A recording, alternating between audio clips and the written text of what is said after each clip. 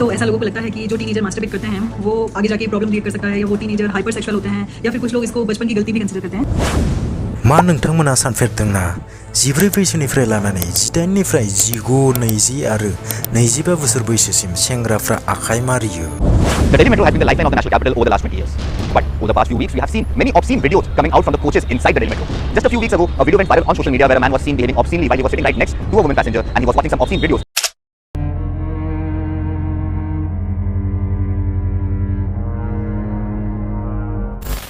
Okay, that's Digvijay Singh, and that is the big story. We'll have more of it at 10 p.m. on Newsroom. But let's turn to the other story that we are tracking tonight. Despite the outrage over a taxi for sure cab driver being found masturbating behind the wheel by a woman passenger, the man is still out on the loose. Activists are questioning now why.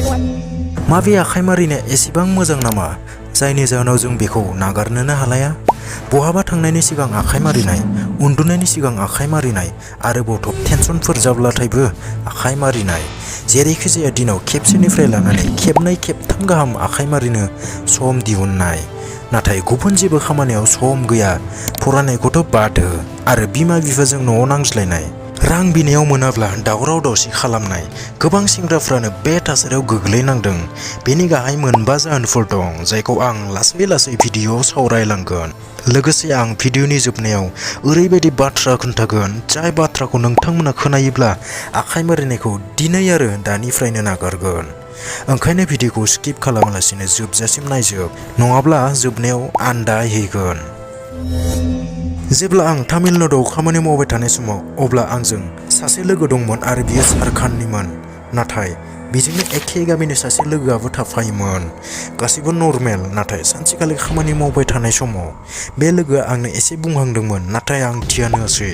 दायो खोनानो मोनबायदि आंजों थाफानाय लोगोनि गुबुन सासे लोगोआ आखाइ मारिनायाव दै गनायनि जायगायाव थैसो गगारोनो। आं खोनानानै एकदम गोमोबाय। मा? दसे समायथ' सिमां ना मोगथां जालायदों। आंथ' खोनादोंमोन आखाइ मारिनायजों दैसो गगारो, नाथाय बोरै थै गगारखो बेखौथ' जों साननानो मोनासै। जेब्ला आं मोजाङै सोङोब्ला मिन्थिना मोनबायदि बे सुबुङा 2 बोसोरनिफ्रायनो आखाइ मारिबोदोंनो। आं सानबाय जेबो नङा, आखाइ मारिनायालाय कमन बाथ्रासो। नाथाय थार बाथ्राखौ दासो लासै लासै हमदां मोननायसै। आंजों थाफानाय लोगोआ फोरमायबाय 2 बोसोरनिफ्रायनो मारिबाय थानानै बियो बे खामानिखौ नागारनो हाला होनना रोखा फोरमायजोब्बाय। आरोबावथ' बियो दिनाव खेबनै गाहाम आखाइ मारिनो मोनाब्लाथ' जिउखौनो गलांगोन बायदि मोनो। उन्दुनायनि सिगाङाव खेबसे मारिनो मोनाब्ला उन्दुनो हाया। लोगोजों आंजों फुरा सक बेफोरबायदिबो जायो नालाय होननानै। बे सेंग्रानि बैसोआ मेक्सिमाम 22निफ्राय लानानै 23नि गेजेराव जागोन। सेंग्रानि न'खरनि मानसिफोरा बे बाथ्राखौ मोनथिदोंमोन, नाथाय एसेबां धियान होआसै। नैला दायो न'खरनि सुबुंफोरा धियान होयियावनो बे सुबुङा 3 जाबाय आखाइ मारिनायजों थै गगारनाया। नोंथांमोना सानदों जानो हागौ बे बाथ्राखौलाय मानोथो खोन्थादों होनना, नङाना लोगोफोर? नाय लोगोफोर, न'खरनि मानसिफोरा बेफोरबायदि बाथ्राखौ धियान होयियावनो नैला दायो बे सुबुङा जिउ गोमाहां थासारियाव सफैबाय। दायोथ' मेडिकेलाव लांनानै एसे मोजां जाबाय, नाथाय नोंथां भिउवार्समोना बे रियेल काहानिखौ खोनानानै मा सोलोंनो हाखो कमेन्टआव फोरमाय। आखाइ मारिनाया मोनसे नेचारेल बुस्थु, बेखौ गासै सुबुङानो खालामो आरो खालामनो लुगैनाया थाखायो। बेवहाय जेबो प्रब्लेम्स गैया, नाथाय प्रब्लेम्सआ बेयावसो जेब्ला जों बेखौनो एडिक्ट एबा हुदा खालामना लाब्ला। जेरैबायदि उन्दुनायनि सिगाङाव मारिनाय, है उन्दुनो ओंखाराखै माथो, खेबसे मारिनोसै दे, नङाब्ला गाज्रि भिडिअ नुफ्लांब्ला खेबसे मारिनोसै दे होननानै खेबसे मारिबाय बै सानखालिबो। नाथाय थिग बेबायदिनो गले गले बे जाथाया जालांबाय थाब्लानो एडिक्ट एबा हुदा नागारनो हायै जालाङो। बे बाथ्राया क्लियार जाबाय जों माबोरै आखाइ मारिनायखौ हुदा खालामना लायो। आखाइ मारिनाया 13 एबा 14 बोसोर बैसोनिफ्रायनो जागायजेनो। सोरबाफोर लोगोनि बुंनायाव नङाब्ला मा जायो बेजोंलाय होननानै मारिनानै नायथारो उन्दै बैसो समावनो। बिदिनो सोरनाबा हुदा जालांनो हमो उन्दै समनिफ्रायनो। बेफोरबायदिनो आखाइ मारिनाया सासेनिफ्राय गुबुन सासे लोगोनाव आरो गुबुन सासे लोगोनाव सन्देरलांनाय बायदि जायो। बे बाथ्रायाबो क्लियार जाबाय जों बोरै आखाइ मारिनो जागायजेनो। उन्दै समनिफ्रायनो बिमा बिफाया गावनि गथ' गथायखौ मोजां नोजोर होयोब्ला आरो आखाइ मारिनायनि गाज्रि फिथाइ आरो साइड इफेक्ट्सफोरखौ मोजाङै उन्दै बैसोनिफ्रायनो बुजायोब्ला मा थिक सेंग्रा बैसोआव बेफोरबायदि समानो फैयाबो जानो हागौ। बेखौ जों बुजिबाय। आखाइ मारिनायखौ नागारनोब्ला गिबियावनो आरो उन्दै बैसोनिफ्रायनो बिमा बिफाया सांग्रां जाहोनाया मोजां। माबोरै जों आखाइ मारिनायाव बांद्रायनिफ्राय बांद्राय मारिनो लुगैलांबाय थानाय जायो।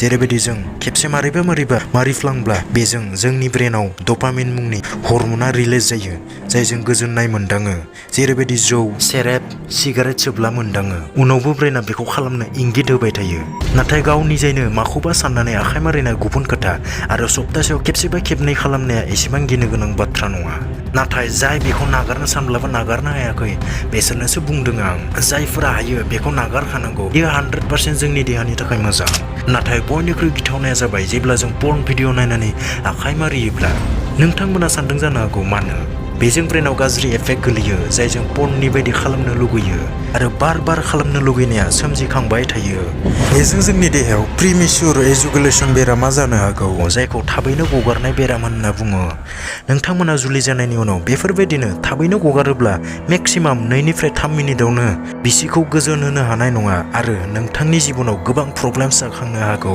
बेनोल' नङा बांद्राय आखाइ मारिबाय थानायजों आथोना गोरा जायै ल' स्पार्म काउन्ट गथ' खांनायाव गोबां खस्थ मोननो हागौ स्पार्म जायखौ जों दै होनना बुङो बेयो जोंनि देहानि थैनिफ्राय सोमजियो अके बेयो क्लियार जाबाय नाथाय नोंथाङा स्पार्मखौनो दिहुनगारबाय थायोब्ला नोंथांनि देहायाव बोरै बोलो थानो निस्सय लोरबां जालांगोन आरो जेबो खामानियाव गोसो जानाय नङा थाबैनो रागा जोंनाय धोर्ज्य गैयै जालांनाय बेफोरबायदि बेरामाव गोलैनो हागौ नाथाय आं गासै बाथ्राखौनो फोरमायजोब्बाय माबोरै आखाइ मारिनाया आराम्भ जायो आरो माबोरै बियो गाहा जालाङो आखाइ मारिनायखौ बोरै नागारनो हागोन बेखौबो नोंथांमोना संनो लुबैदों जानो हागौ लोगोफोर भिडिअनि जागायनायावनो आं बुंदोंमोन बेनि मावफुंथायखौ होगोन होननानै अब्ला मावफुंथाया जाबाय गिबियावनो नोंथांमोना सानगोर आं आखाइ मारिनायजोंलाय माथो मोनो होननानै अके बेयो क्लियार जाबाय जों आखाइ मारिनायजों जेबो मोना देहाया लोरबां जायो आरो बायदि बेरामावसो गोग्लैनो हागौ बेखौ जों भिडिअआवबो सावरायखाबाय अब्लालाय माबोरै नागारनो हागोन नोंथांमोना जाय प्रफाइल एबा फेसबुकआव गाज्रि भिडिअ फट' स्ट'रि रिल्स लागायनाय प्रफाइलफोरखौ फल' खालामोब्ला बिसोरखौ एकदम आनफल' खालाम माब्लाबाबो नायनो नाङा मारैबा नुजायोब्ला हाइड खालाम नङाबा ब्लक खालाम जिखुनु गाज्रि फट'स भिडिअस इन्स्टाग्राम इउटिउबफोराव नुजायोब्ला ब्लक खालामखा नङाब्ला हाइड खालाम बे क्लियार जाबाय दायो वाट्सएप ग्रुप टेलिग्राम ग्रुपनिफ्राय ओंखार जेराव गाज्रि भिडिअ शेयार खालामनाय जायो बेबो क्लियार जाबाय नाथाय दा बावगार गेलारियाव थानाय गाज्रि फट'स भिडिअसफोरखौ डिलिट खालामजोबखा आरो माब्लाबाबो क्रमाव बेफोरखौ सार्च दा खालाम बेबो क्लियार जाबाय थालांबाय दा मोननैसोल' खामानि सोरबाफोर वाट्सएपफोराव गाज्रि भिडिअ हरोब्ला थाबैनो डिलिट खालामखा खेबसेल' नायनि होननानै दा सानखा नङाब्ला ब्रेना बोना लांगोन बे क्लियार जाबाय नोंथांमोना हमना मोनगोन दि सप्तासेयाव बेसेबां खमिलांखो आखाइ मारिनाया नाथाय नोंथाङा माब्लाबा आखाइ मारिनो लुगैयोब्ला थाबैनो मायबाफोर खामानियाव बेस्थ' जा लोगोफोरजों थां नङाब्ला लोगोफोरजों फनआव मोजां गाज्रि खबर लाहर नङाब्ला दैलि एक्सारसाइज रानिं गावनि हबिसफोरखौ मावफुंबाय था हायोब्ला दिनाव खमसे खम 10 मिनिटसो ध्यान खालामनो नाजा नाथाय बेफोरखौ नाजाजोबनायावबो नागारनो हायाखैब्ला गार्जियनजों सावराय बिमा बिफाजों सावरायनानै सलुसनखौ नागिर नङाब्ला थाबैनो डक्टरनाव नायजाहै लोगोफोर बेनोमोन दिनैनि भिडिअआ जायफोर बिथांमोना भिडिअखौ जोबजासिम नायदों बिथांमोना आखाइ मारिनायखौ नागारनो नाजागासिनो दं आसा खालामो बेफोर टेकनिकखौ माव आरो थाबैनो हेल्दि जिउ खुंनो हागोन होननानै आरो आखाइ मारिनायखौबो नागारनो हागोन होननानै आसा खालामनाय थायो जुदि आखाइ मारिनायखौ नागारनायाव माबाफोर हेल्प नांगौब्ला आंखौबो कन्टेक्ट खालामहरनो हागोन आं बांद्राय फिस लाया गाहायाव आंनि इन्स्टाग्राम फेसबुकनि आइडिखौ होना दोनखादों SMS खालामहरनो हागोन दिनैनि थाखाय एसेनोसै जय बर' हारिनि जय